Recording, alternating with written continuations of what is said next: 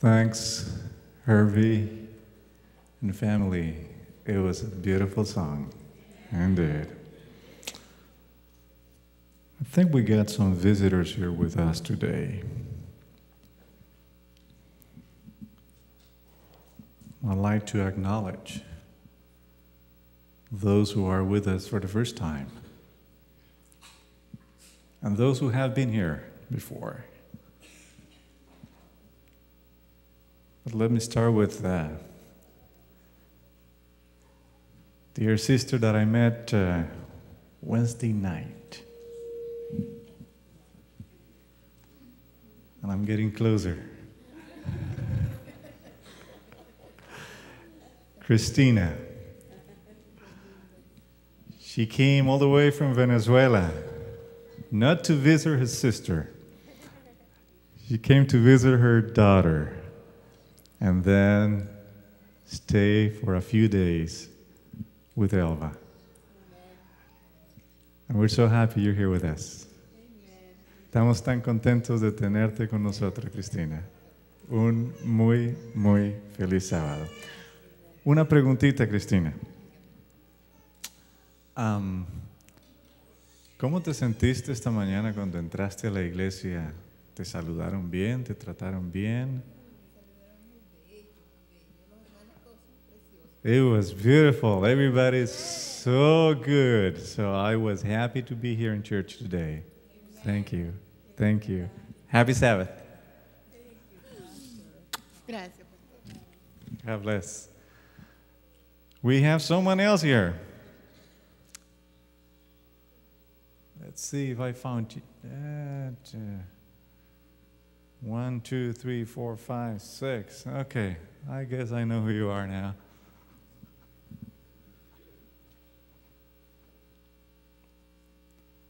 Must be you. First time with us? Good morning. Your name again? Pascal Janvier. Pascal Javier. So good to have you here with us. Tell me something, Pascal. How do you feel when you came to church this morning? Very blessed. Amen. Amen. Question. Did anybody come to you, approach you, and say, you're welcome to our church? And did you feel like, boy, I belong to this place? Yes. Praise God. Praise God. We want to thank you for being with us, but more than that, welcome to the family of God. God bless. Happy Sabbath to you. How about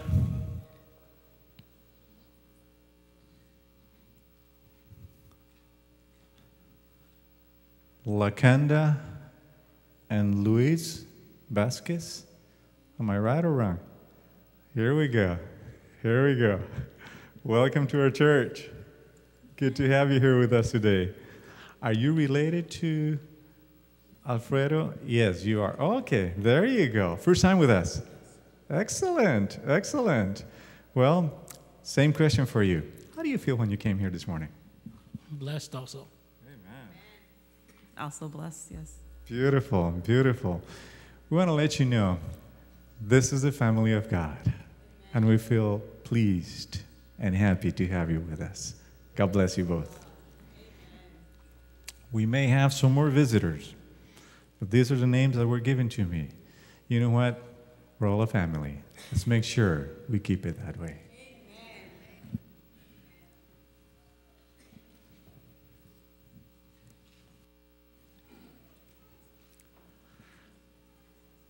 Now, let me clarify something here today.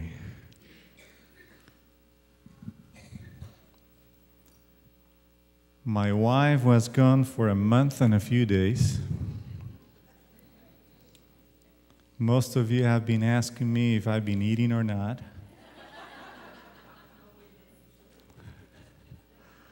I've only lost 42 pounds.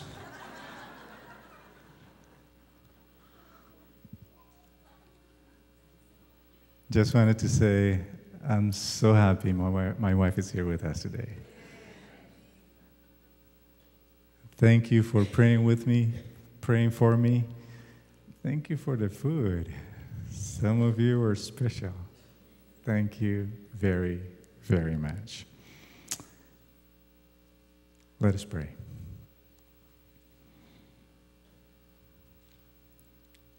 Our Heavenly Father,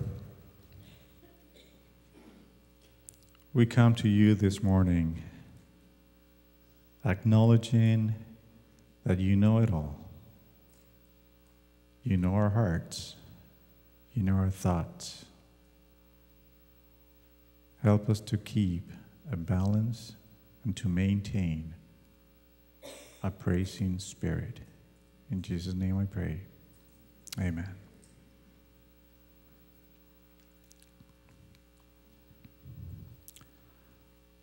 What I'd like to do this morning is to initiate a club.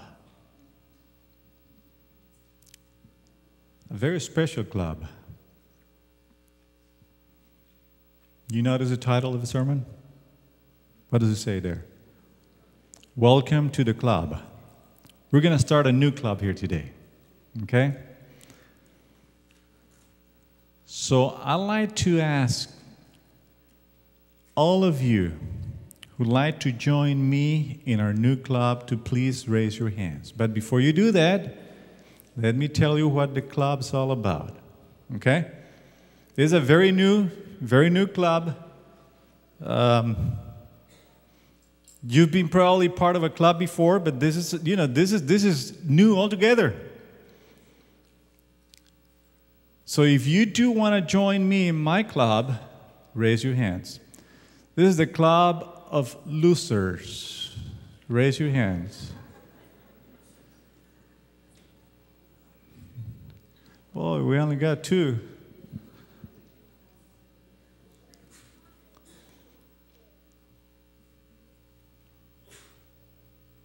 These 2 young people are with me in the club, the Losers Club.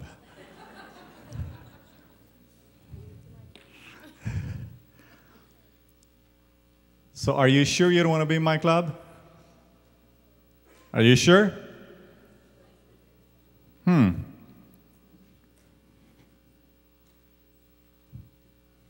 Next question. Who considers her or himself a loser? 1, 2, 3, 4. Okay. All right. Me too.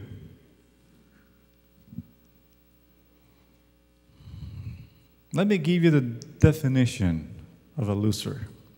This is what the dictionary says. Loser, one that fails to win. You get that? Do you consider yourself a loser? Loser, a person who is incompetent or unable to succeed.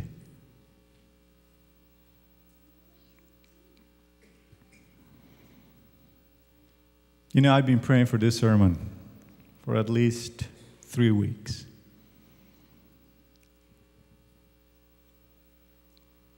Because we find some of the stories in the Bible, we read them, we go through them, and sometimes we didn't really get the message to apply in our lives. So I found a particular story in the book of Mark, chapter 9. The Gospel of Mark, chapter 9.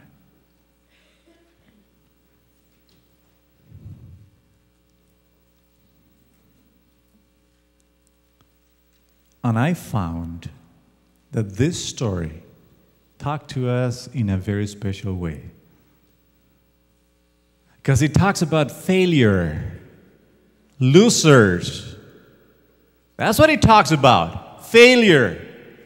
This is the definition of the word failure. The condition or fact of not achieving the desired end or ends. The condition or fact of being insufficient or failing short. Another one, non-performance of what is requested or expected from us. How about this one? A decline in strength or effectiveness. That's failure. How about this one? The last one. The act or fact of becoming bankrupt. Failure. I was curious about the word failure, so I typed in the computer, and Google gave me a big list. Big list of topics related to failure. But I found out that there is an institute of failure. If you look in the computer, you'll find it in there. There is a failure network.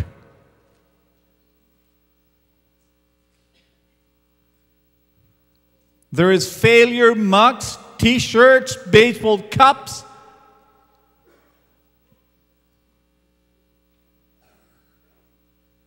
Failure.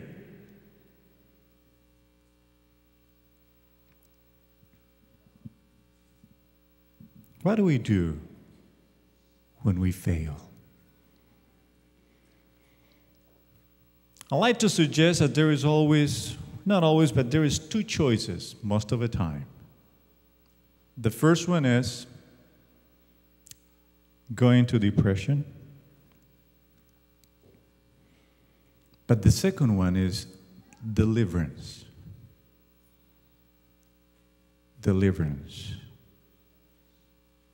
And I like to explore the latter so we can get the message from the book of Mark, chapter 9, and understand how God works, even when we fail. Even when we fail. Open your Bibles, please. Book of Mark, chapter 9. I'd like to have a volunteer here to read for us. Who wants to be a volunteer? 2 verses, 17 and 18 in the book of Mark. Do I have a volunteer? We've got many. Okay. Ray, go ahead, please. Mark 9, 17. 17 and 18.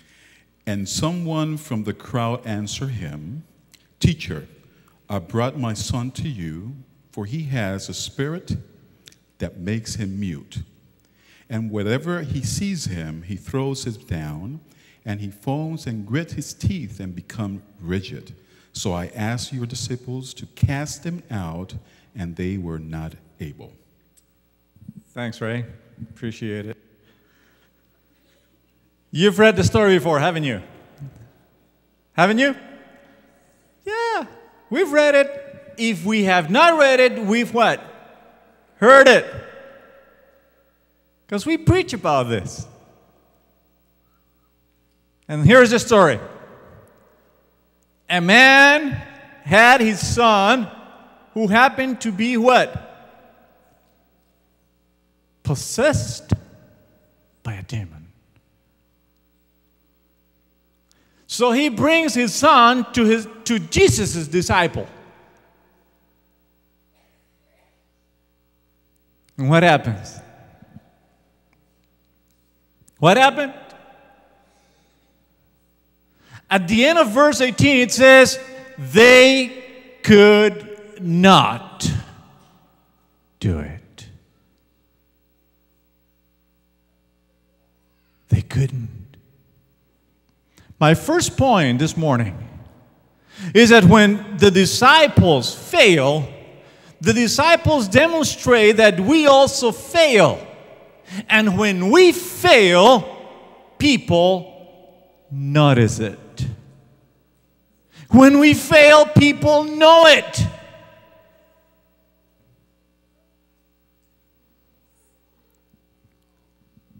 A song became very popular in the 80s. I wasn't even born.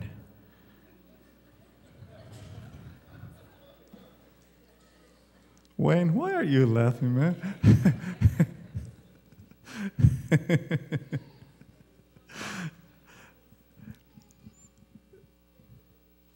And it said something like this. There are people hurting in the world out there. They need you. They need me. They need Christ. And then I thought about that, those words, and I thought about this. When people look at Jesus, people can't see Jesus unless there is one follower of Jesus showing who Jesus is. So, let me put it this way. They can only see Jesus through your eyes. They can only hear Jesus through your mouth. They need an example of faith and hope. But many times, people conclude they could not. They could not. The way we cope with life challenges is the measuring stick people use to judge us. More important than that, people decide who Jesus is by who you are. Because I'm a Christian. Because I follow Jesus. And if I think about a time when examples should be up there, when I think of a time when the church of God, when the people of God, when the chosen ones are to represent Jesus, this is it. This is it. In a pluralistic society, searching for answers, we are the ones to be looked upon.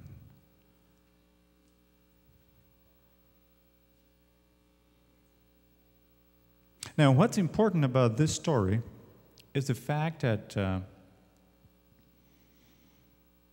not only the disciples couldn't do it, but there were some spectators and curious bystanders. And if you look at the Bible, some of these spectators wished the disciples to fail. Did you hear me well? You know why? Because they knew that if the disciples failed, Jesus would be discredited. Now, think about that for a minute. Who were those spectators? What does the Bible say? They were what? Yes, Pharisees. You got that right. Pharisees. How about that? Who were the Pharisees? What was it again? Fanatics. Okay. Yes, they were kind of fanatics. But what else? Weren't they members of a church? Oh yeah, they were members of a church. Not only that, but they were what? Leaders of the church. How about that? So the leaders of a church, the members of a church, were happy when the disciples failed. What do you think about that?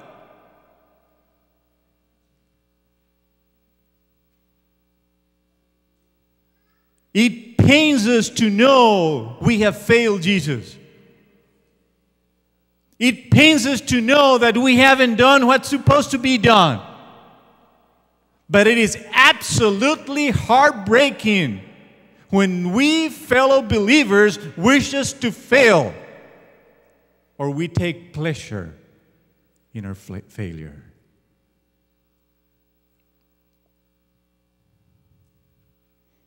For me, this is the greatest failure of this situation and the story in Mark chapter 9.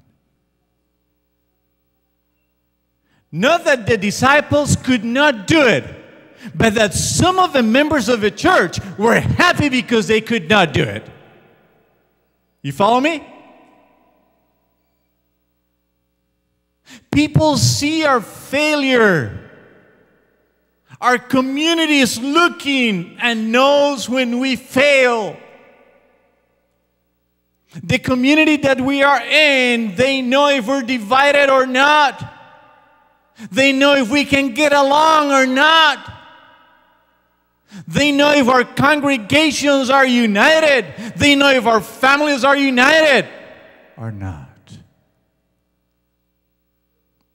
When we fail, people know it.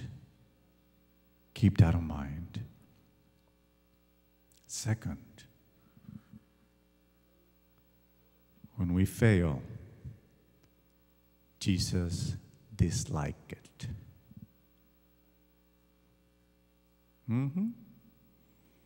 Let's read verse 19. Mark chapter 9, chapter 9, verse 19. Volunteer? Do I have a volunteer? Boy, it's kind of hard to get a volunteer here. Yeah. So let me read it for you. Or do we have one? Okay, let me read it for you. Remember, they could not do it. Verse 19. All unbelieving generations, Jesus replied, how long shall I stay with you? How long shall I put up with you? Bring me the boy.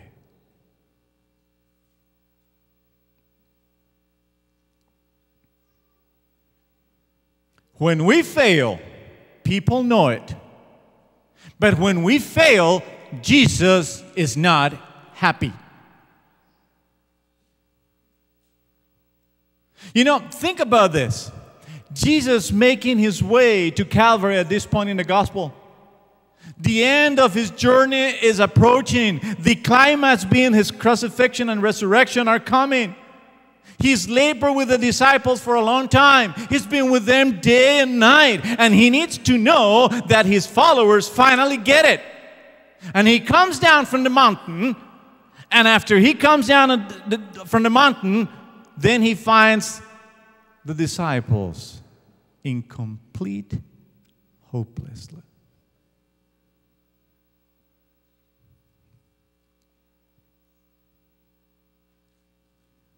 You know, these are the same disciples that he's preparing so that they can preach the gospel, so that they can reach people for the kingdom.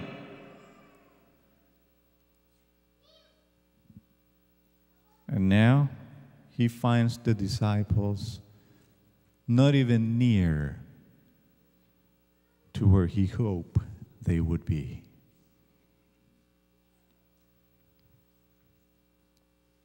They still didn't get it. They still did not get it. When we fail, people know it. When we fail, Jesus dislikes it. But let's go on with the story. When we fail, and this is where the story is becoming more interesting. When we fail, we need to know that Jesus covers it. Let me say it again. When we fail, we need to know that Jesus covers it. What do we say? Okay, we're waking up now. Yeah.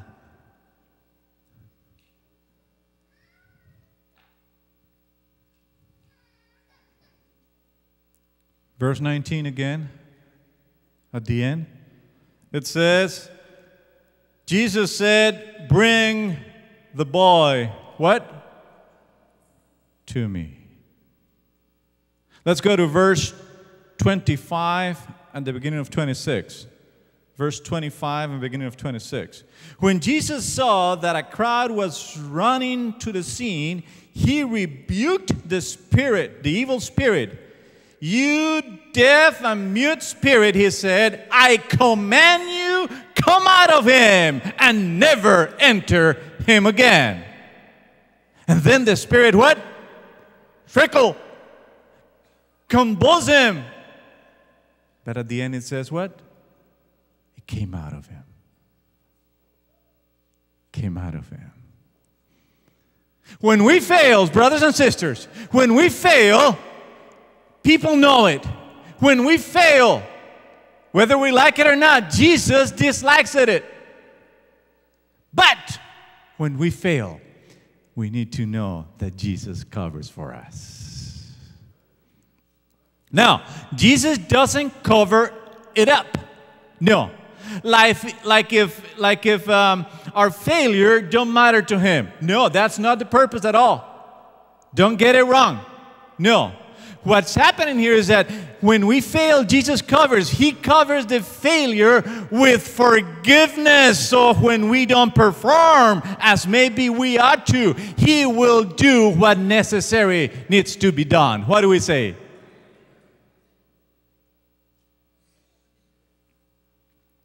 I would say Jesus steps in when it is critical that he does so.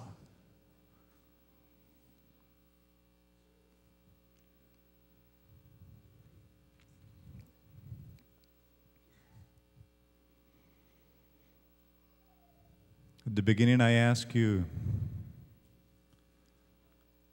who wanted to be part of my club, the Losers Club. Only 2 people raised their hands. And then I ask you who considers her or himself a loser, and only 5 people raise their hands. Have you failed God?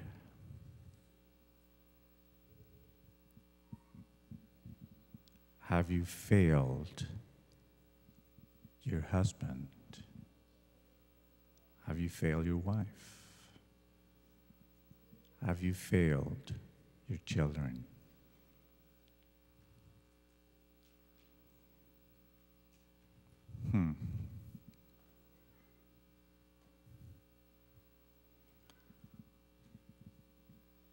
Looking at our text,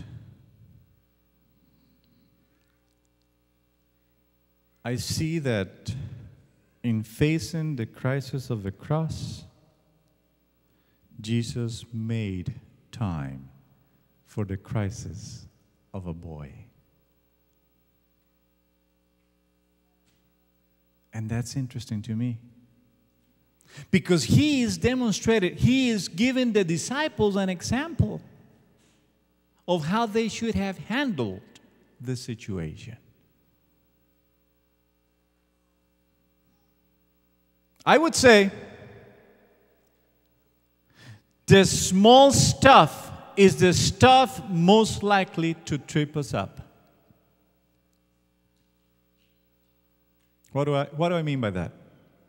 Very often we can handle major crises. Very often. But we lack social graces. With a driver in front of us, with the lady who blocks our cart in the grocery store, with our brothers and sisters here in church. And I was so happy, and I was afraid, to be honest with you, when I asked some of the visitors here today if they've been greeted, how they felt when they came into church. Boy, I was praying.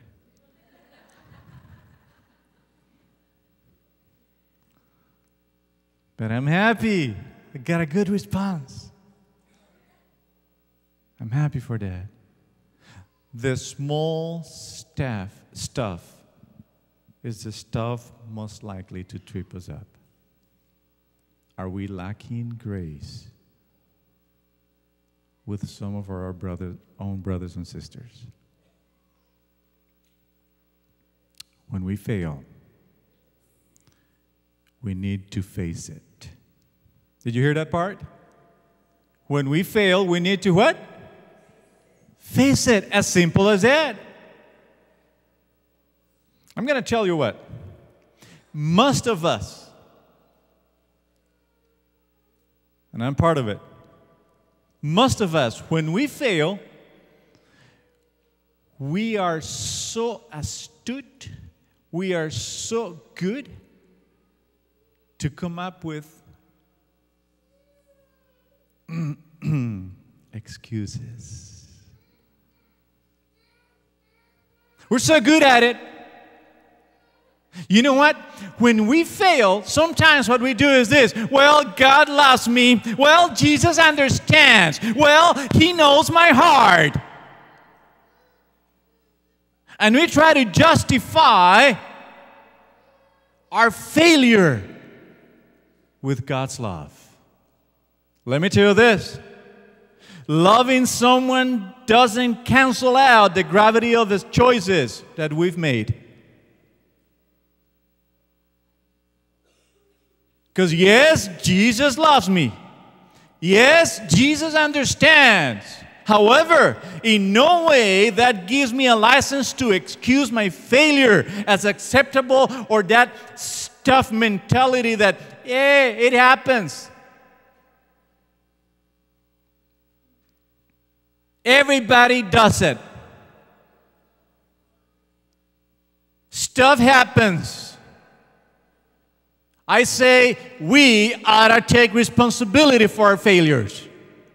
And that's exactly what Jesus is doing with the disciples. He's teaching them such a tremendous lesson that we ought to be responsible. Let's read verse 28. Verse 28. After Jesus had gone indoors, His disciples asked Him, what? Privately. Why couldn't we drive it out? Why couldn't we drive it out, Jesus? So what Jesus is doing here is teaching them a lesson. Not only teaching them a lesson, but make him understand that they have to be responsible for their actions. Now the answer will shock you, just as it shocked me at the beginning.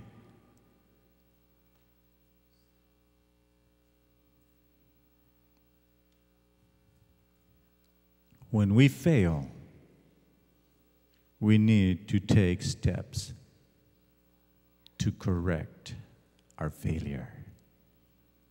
You heard that back there? Did you? Are you sleeping? No, you're not. Okay. When we fail, we need to what? Take steps to correct it. Correct our failure. Verse 29. Mark chapter 9, verse 29. He replied, this kind, talking about what? Demon spirit. This kind can come out only by what? Have you read that before? This kind can only come out by prayer. By prayer. Boy, it really shocked me. What is Jesus talking about here? Prayer. Like if the disciples didn't know how to pray. Like if the disciples had not been praying before. Like if the disciples didn't know their responsibility.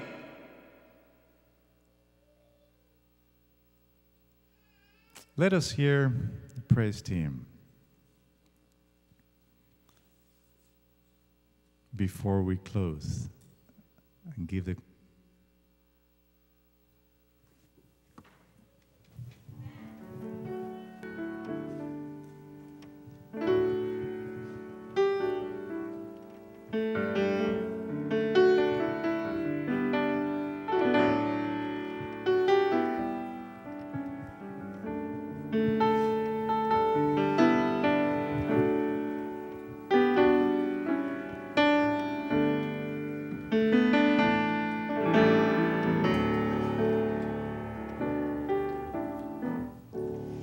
I'm forgiven because you were forsaken.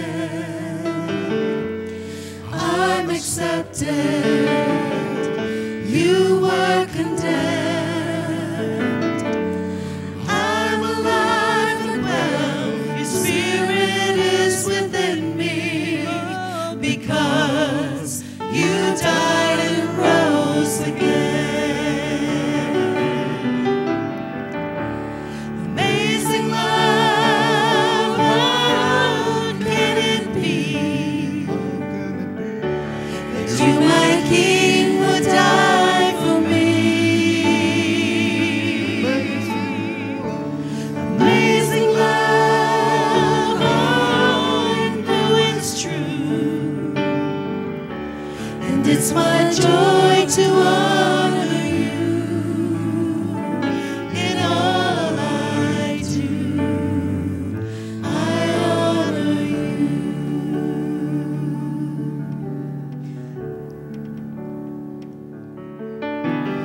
You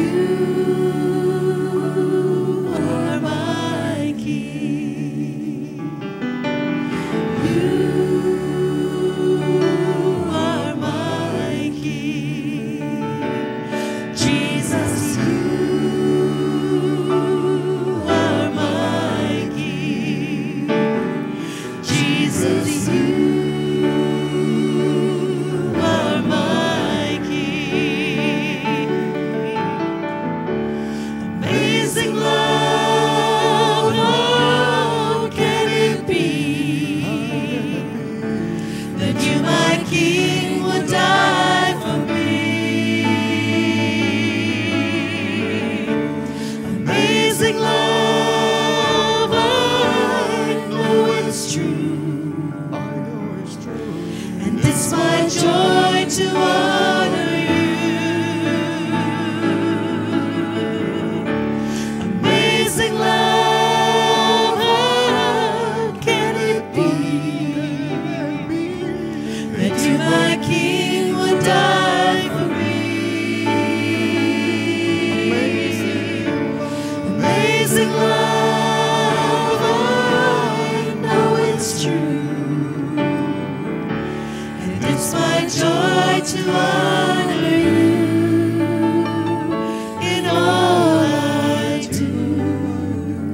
I honor you in all I do. I honor you in all I do. I will honor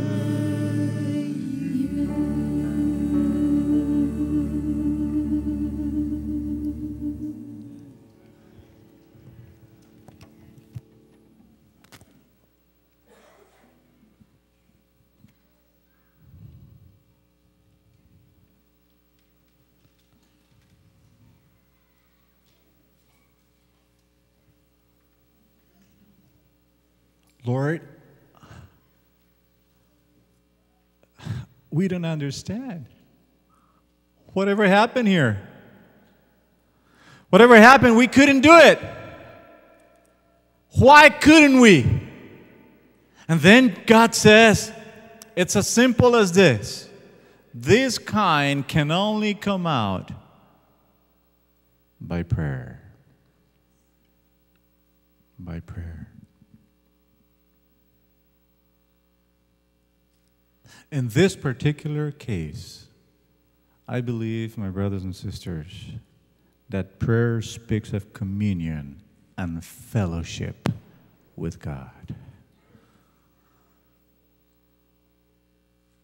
Let us understand, the disciples had the power because Jesus had given them the power before. In Mark chapter 3, they were anointed and they were given the power to cast out demons. And now they are confronted in a situation in which they most likely were able to do something that they could not.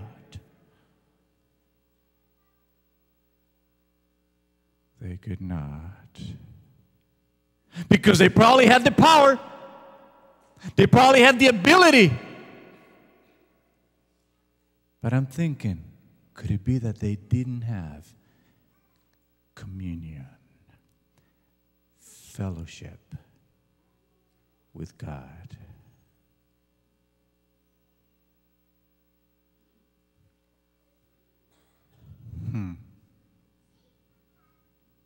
I believe there are hundreds of believers who have gifts of the Spirit. I believe so. But I'm also convinced that many believers that have been gifted, their gifts are dormant gifts.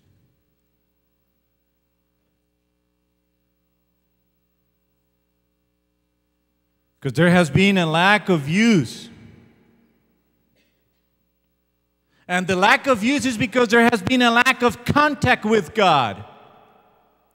Power alone couldn't do it.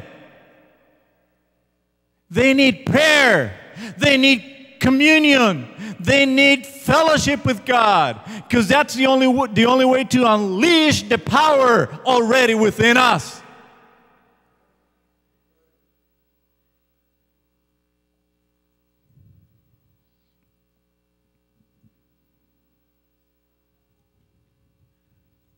Failure, if it hasn't, it will come to our lives. Let's make sure that is going to happen, if it has not already happened. When failure comes, we can't ignore it. We can't excuse it. What about the disciples being there? They couldn't do it. So Peter says to Andrew, you know what, Andrew, it's because of you, because you didn't have the power. What about Andrew going to the other one? That didn't help. That didn't solve the problem. Reality is that they could not do it.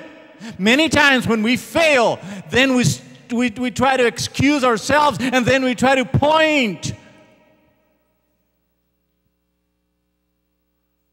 That does not help.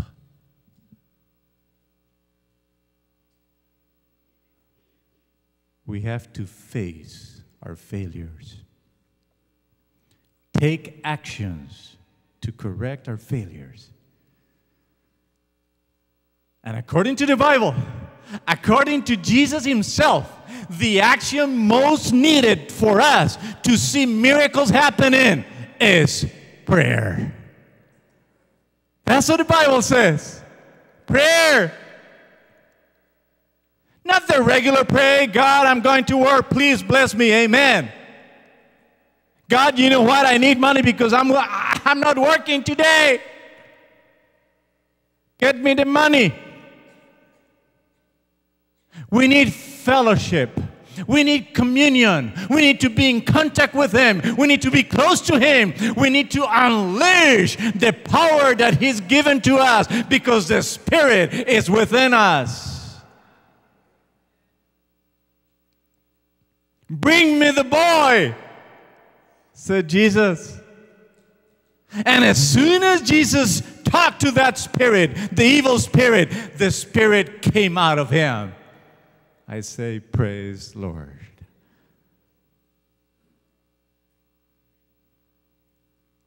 So I ask you again, who wants to join my club? You want to raise your hand? Because let me tell you this. I'm also a loser, but I'm a loser who's learned that we can be winners through Christ. Through Christ. Because the opposite of failure is success, triumph, victory. Now, don't take it wrong. No. Don't be like the disciples.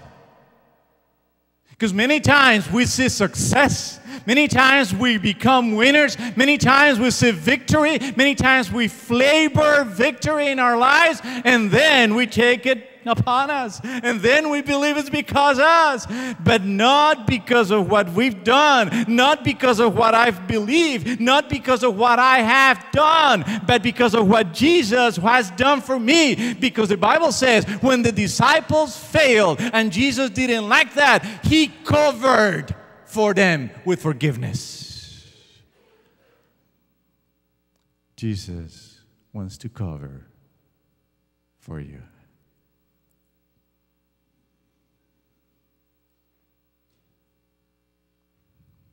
Not because you've gotten to the point in which now you're better than the rest. Not because you know better, but because you are Jesus' instrument in this world. Let us understand.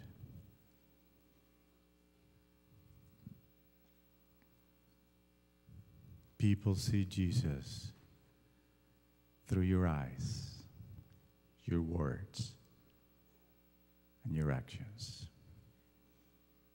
Let's become like Jesus.